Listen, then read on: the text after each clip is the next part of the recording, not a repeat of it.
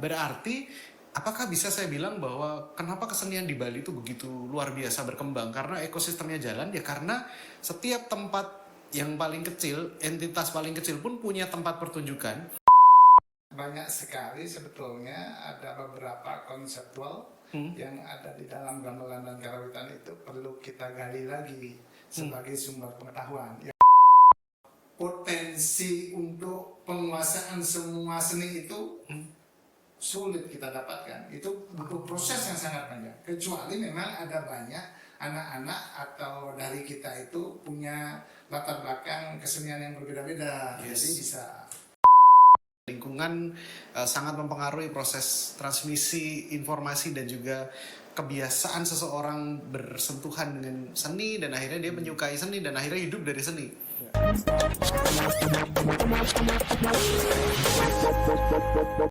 Selamat datang kembali di Bincang Kelola Seni, Kelola Seni, Kelola Negeri. Lebih kompak lagi, Pak. Selamat datang di Bincang Kelola Seni, Kelola Seni, Kelola Negeri. Yeay. Hari ini kita kedatangan bintang tamu yang sangat spesial karena setahu saya, mungkin pengetahuan saya yang kurang banyak ya, tapi beliau ini adalah isi sejati. Jadi kalau dicek golongan darahnya isi. Kenapa? Karena S1-nya itu isi Denpasar, S2-nya ada di isi Solo atau isi Surakarta ya, dan S3-nya di isi Jogja. Wow. Jangan-jangan SD dan TK-nya isi juga. Kalau ada ya. Kalau ada. Pak Ketut ini lahir dan besar di Denpasar. Iya, betul. Asli Bali. Asli Bali, orang tua Bali. Orang tua Bali, Pak. Leluhur pun Bali. Leluhur pun lahir di Denpasar. Di Denpasar dan besar di Denpasar. Sekolah dari SD sampai kuliah di Denpasar. SD sampai kuliah di Denpasar. Iya, betul. Oke. Dari sekian banyak seni di Bali ya, Iya. ada patung, ada yang melukis, ada. Kenapa kemudian karawitan kan, Pak? Atau gamelan gamelan ya? Iya. Kenapa gamelan yang nempel? Jadi di sekitar lingkungan tempat tinggal saya itu memang banyak aktivitas gamelan. Mengapa? Karena relatif gamelan itu sering digunakan oleh masyarakat sekitar ya. Yes. Yang mayoritas beragama Hindu itu digunakan untuk kepentingan upacara ritual mereka. Ya.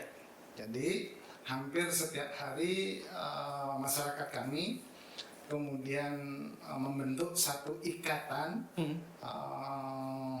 kemudian membentuk satu kelompok gamelan dalam rangka untuk memenuhi keperluan ritual yang selalu melibatkan gamelan itu atau karawitan itu. Sehingga ya karena di lingkungan kita sering mendengarkan bunyi-bunyian gamelan, maka secara tidak langsung itu menjadi sensasi tersendiri sebetulnya. Dulu SMA atau SMK? Saya SMK 3 yang sebelumnya disebut dengan SMKI. SMKI berarti dari SMP akhir sudah menunjukkan ketertarikan sama gamelan. Iya, betul. SMP akhir lalu dilanjutkan dengan ke sekolah seni karawitan. Cita-citanya apa waktu SMP tuh? Kok pengen belajar karawitan? Ketika pengalaman pertama sebagai pemantik, saya pernah berangkat ke Jepang, rombongan anak-anak pengerawit atau penabuh anak-anak, maka itu sebagai pemantik ingin mendalami, kemudian ingin menjadi seniman pengerawit sebetulnya. Karena melihat masa depan pengerawit ya, wah masih kecil aja bisa ke Jepang nih. Ya, seperti itu ya, itu betul. Wow. Latihan karawitan. Nah, kalau bagi saya waktu saya jalan-jalan ke Bali, saya sukanya kalau di satu kota itu jalan kaki. Karena seru kan, bisa melihat sesuatu tuh dari dekat dan aslinya seperti apa. Nah, waktu di Bali, istilahnya apa? Banjar atau apa ya, Pak? Ya, betul. Banjar yang ruang pertemuan publiknya selalu ada panggung pertunjukan. Dan tadi Pak Ketut bilang bahwa dalam konteks ibadah berarti pertunjukan itu secara rutin akan terus dipertunjukkan. Betul, Pak? Itu sangat betul sekali. Nah, berarti apakah bisa saya bilang bahwa kenapa kesenian di Bali itu begitu luar biasa berkembang? Karena ekosistemnya jalan ya, karena setiap tempat yang paling kecil, entitas paling kecil pun punya tempat pertunjukan dan mempertunjukkan pertunjukan itu secara periodik. Betul nggak Pak? Nah, itu betul. Jadi di Banjar itu memang saya menduga dan yakin sekali setiap Banjar itu pasti punya atau memiliki yang namanya kelompok gamelan. Yes. Atau yang disebut dengan sekegong. Hmm. Ya. Itu bagian dari norma adat yang mereka harus bentuk untuk mengantisipasi kegiatan yang harus mereka layani, mereka lakukan dalam rangka kegiatan adat masyarakat. Nah, itu ditulis di dalam di dalam norma adat yang disebut dengan awe-gawe. Nah, kami, misalnya kami yang mampu main gamelan misalnya, diikutkan menjadi kelompok sekegong, itu biasanya ada beberapa bagian yang kita dibebaskan kewajiban itu, di Bali seperti itu. Kewajiban apa yang dibebaskan? Misalnya di dalam Banjar itu kan biasa berkewajiban kalau ada kegiatan adat, iuran atau setiap kegiatan odalan kita wajib iuran juga di dalam memenuhi kebutuhan kegiatan kan. Nah, ada kalanya sekegong atau pengrawit itu bebas dari kewajiban itu karena mereka wajib untuk memberikan pelayanan sebagai seorang pengrawit. Nah, gitu. Gitu. Seberapa sering pengrawit itu main dalam sebulan biasanya? Di Bali ya minimal 1 kali harusnya kalau pertunjukan ritual. Minimal 1 kali ya. Karena apa? Karena kalau kita hitung waktu 6 bulan, 6 bulan Bali ya, 6 bulan Bali itu perhitungannya adalah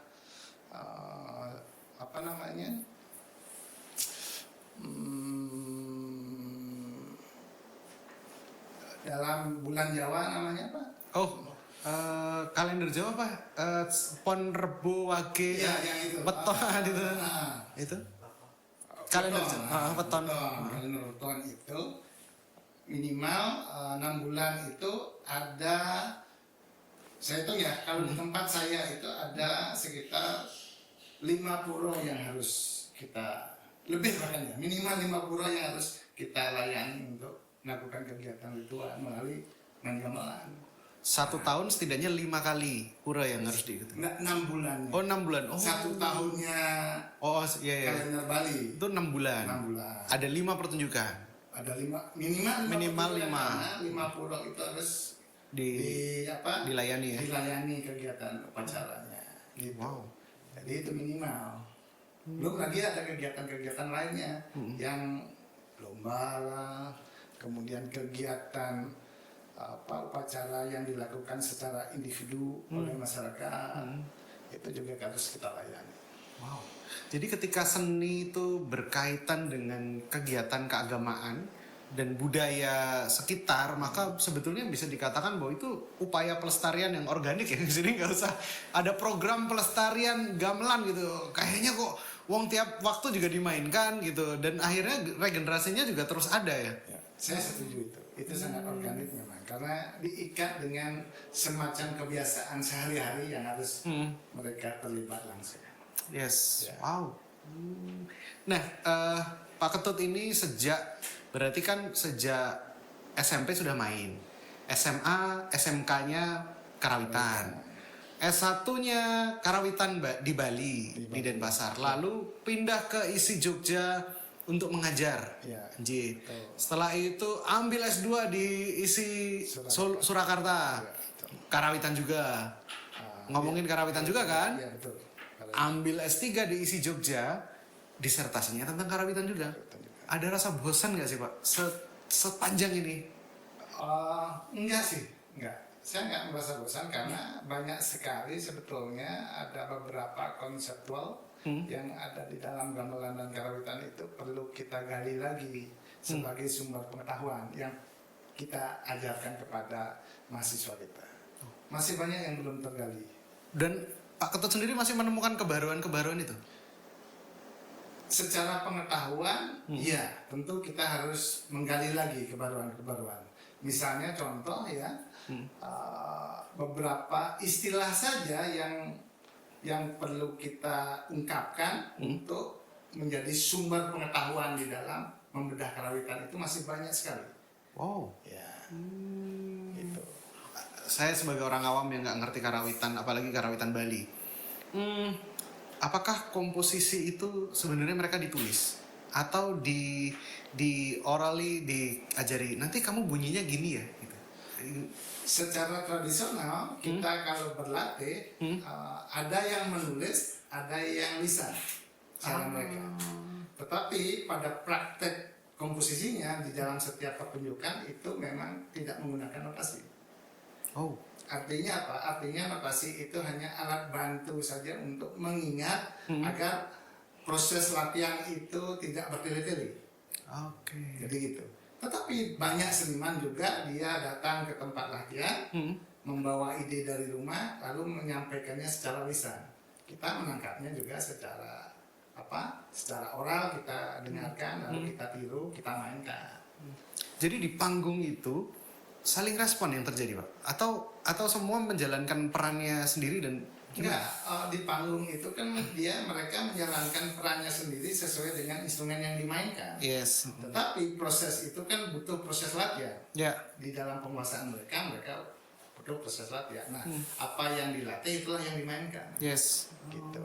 Tetapi ya itu tadi bahwa ada banyak seniman yang memang datang membawa ide yang hanya disimpan di kepala mereka, lalu menyampaikannya secara lisan. Kita menerima secara oral, audio, ya, lalu kita tiru, kita latih sampai hafal, kemudian setelah itu baru pentas. Wow. Itu prosesnya. Menarik. Dan saya baca di Google Scholar Pak Ketut nih, waduh penelitiannya banyak soal itu karawitan. Termasuk terakhir PISN ya Pak, Program Inovasi Seni Nasional. Betul. Apa yang Pak Ketut lakukan di program itu? Nah, di dalam PSIN, Program Seni Inovasi Nasional. Program Seni Inovasi Nasional itu kita memberikan semacam pelatihan, penciptaan karya baru dan pendampingan kepada mitra kita. Oh. Ya, mitra kita itu adalah kelompok Peselaman Padma Buana, Saraswati Yogyakarta. Kelompok ini memang sudah agak lama sih tuh ya. Yang saya tahu kelompok ini itu sudah ada 3 generasi. Mereka ini yang generasi ketiga. Ya. Kemudian yang umurnya masih dari anak-anak sampai remaja ya. Anak-anaknya TK sampai kelas 3 SMP lah, remaja. Kemudian mereka kita beri pelatihan seni yang kolaboratif dan dilakukan pendampingan agar mereka mampu menyajikan pertunjukan kolaboratif dengan baik. Begitu saja yang saya lakukan. Kebaruannya di mana Pak? Kebaruannya itu adalah di kolaborasinya. Ya, mereka kita berikan semacam model pertunjukan kolaboratif yang mana pertunjukan itu melibatkan berbagai elemen seni. Mereka menari ya iya, mereka menabuh ya iya, menari sambil menabuh gitu ya, atau bermain gamelan, juga bermusik, berpuisi, kemudian bermain kecak. Semuanya mereka lakukan di dalam satu model pertunjukan. Gitu. Dan ini kalau di dalam tradisi kita di Bali atau orang Bali di luar Bali itu jarang dilakukan. Di luar Bali? Orang Bali yang sudah keluar Bali, jika menetap seperti saya di Jogja misalnya, itu jarang dilakukan. Kenapa? Karena memang potensi untuk penguasaan semua seni itu sulit kita dapatkan. Itu butuh proses yang sangat panjang. Kecuali memang ada banyak anak-anak atau dari kita itu punya latar belakang kesenian yang berbeda-beda, jadi bisa gitu. Oke. Berarti bisa dikatakan bahwa ekosistem di Bali itu membantu sekali proses pembelajaran seni untuk anak-anak ya? Ya, saya setuju itu. Ekosistem itu sangat berpengaruh. Karena apa yang mereka lihat, mereka saksikan, mereka alami sehari-hari itu seni banget. Ada seni tari, ada puisi, Puisi dan sebagainya. dan sebagainya. Termasuk saya baru ini kan menulis Bondres. Wah, Bondres, ya. seru sekali ya. Ternyata komedi Bali itu dipertontonkan di berbagai macam konteks dan itu menarik sekali. Nah, kembali lagi ke tadi pengabdian memberi pelatihan kepada anak-anak yang ada di Jogja. Kesulitannya apa kemudian, Pak? Kesulitannya itu satu ya, mereka relatif baru pertama kali berkolaborasi. Jadi harus membiasakan menyajikan satu seni pertunjukan yang terdiri dari berbagai elemen. Ya. Contoh misalnya, tidak gampang bermain gamelan itu sambil menari, menyanyi sambil menari, bergerak sambil berpuisi itu tidak gampang. Ya. Karena itu butuh kebiasaan saja, habit ya. Nah, oleh sebab itu kesulitan pertama. Lalu kesulitan yang kedua itu lagunya relatif agak panjang. Jadi butuh yang namanya proses yang panjang agar anak-anak itu memang bisa menghafal dengan baik. Kalau tidak dihafal, maka pertunjukannya tidak mungkin akan bisa berjalan lancar. Nah, ciri khas yang paling penting di dalam pertunjukan gamelan Bali beserta elemen seni lainnya, mereka tanpa teks notasi. Ya. Jadi hafalan menjadi kunci sehingga proses untuk mereka menghafal itu juga butuh waktu untuk memberikan. Kuncinya waktu ya, Pak ya. Gitu. Karena jadi habit dilakukan dan akhirnya kan waktu main juga harus nggak boleh mikir karena harus menari juga, harus ini juga harus itu. Jadi benar-benar harus dilakukan. Hasilnya sendiri gimana, Pak? Nah, hasilnya kalau menurut saya ya, mungkin ini agak subjektif kali ya. Nah, saya merasa senang dengan hasilnya karena pertama program yang tidak terlalu panjang itu bisa kita jalani dengan baik. Ya. Tandanya adalah kita bisa mengisi 2 acara, acara bukan musik biasa di Solo dan acara pergelaran forum kerukunan umat beragama di Bukadiri. Nah, itu satu tanda yang baik sebetulnya. Mengapa? Karena kita dipercaya untuk mengisi acara itu sudah satu kebanggaan tersendiri dengan proses yang sangat singkat sebetulnya. Nah, itu sebagai tanda bahwa hasilnya bagi saya secara subjektif itu baik.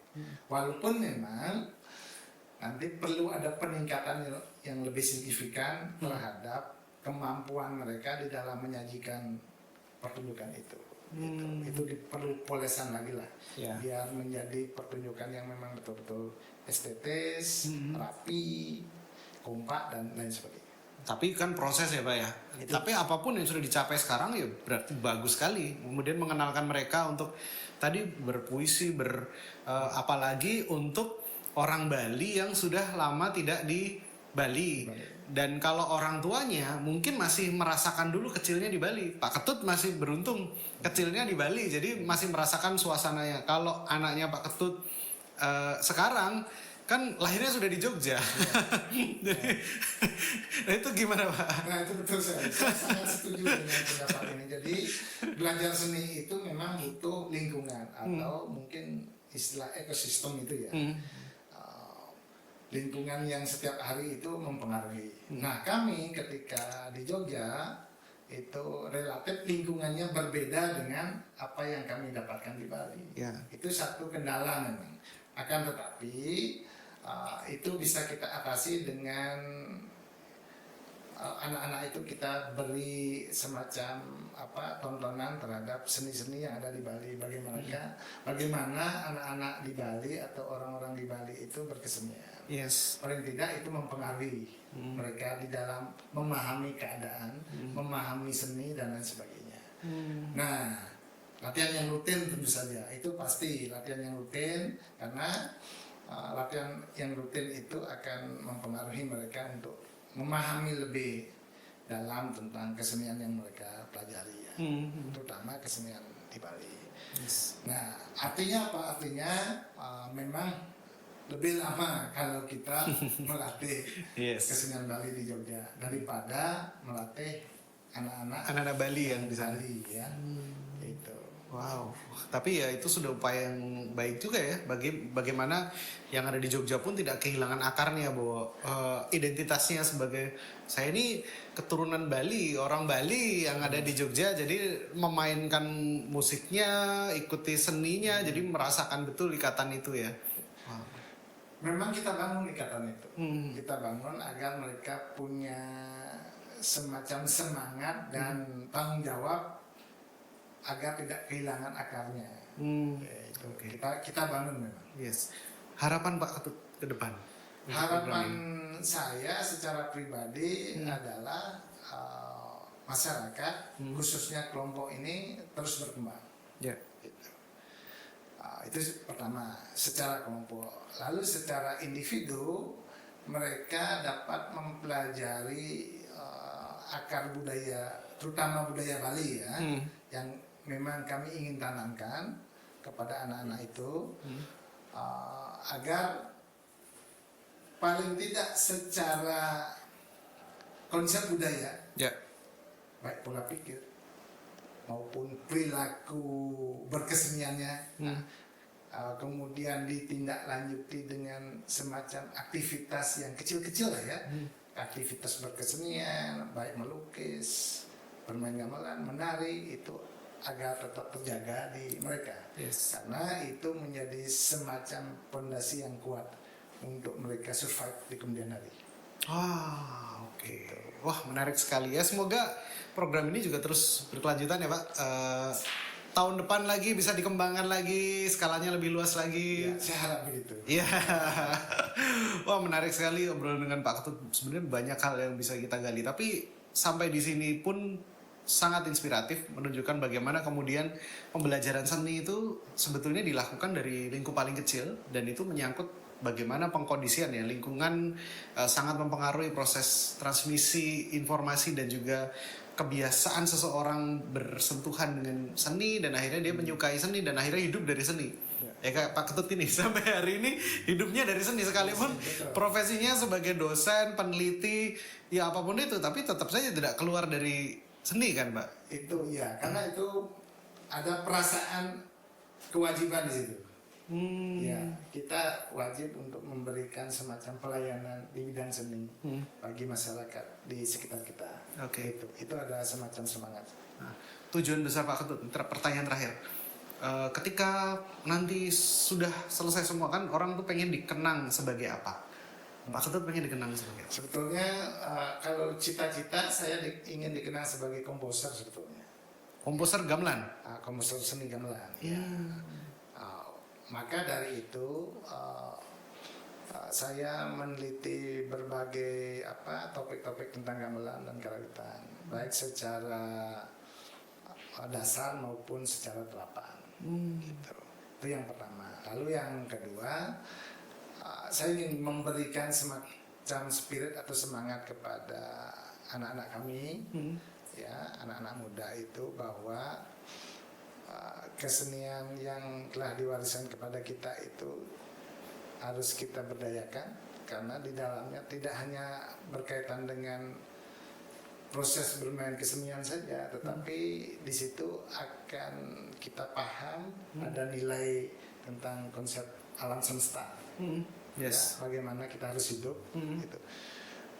Bagaimana kita harus mengabdikan diri di dalam masyarakat secara sosial. Kemudian bagaimana kita harus menghayati atau memperdulikan diri terhadap lingkungan di sekitar kita. Yes. Nah, di dalam itu semua, di dalam kesenian Bali itu ada. Ya. Sejak saya tahu berarti hubungan dengan Tuhan, hubungan dengan manusia, dan hubungan dengan alam. Itu harus ada. Itu sangat terkait dengan kesenian kita. Oleh sebab itu menjadi faktor kita survive hidup. Nah, gitu. Jadi filosofi yang dipegang dan mempengaruhi banyak hal. Banyak hal, ya betul. Itu yang ingin saya berikan kepada anak-anak itu. Oke. Terima kasih sekali Pak Ketut untuk inspirasinya. Kita sambung lagi dengan episode-episode berikutnya, tapi jangan tinggalkan channel ini, guys. Jadi tonton lagi episode-episode yang seru dan lebih seru lagi di Bincang Kelola Seni berikutnya. Terima kasih, sampai jumpa di lain kesempatan. Bincang Kelola Seni, kelola negeri. Bye-bye. Bye-bye.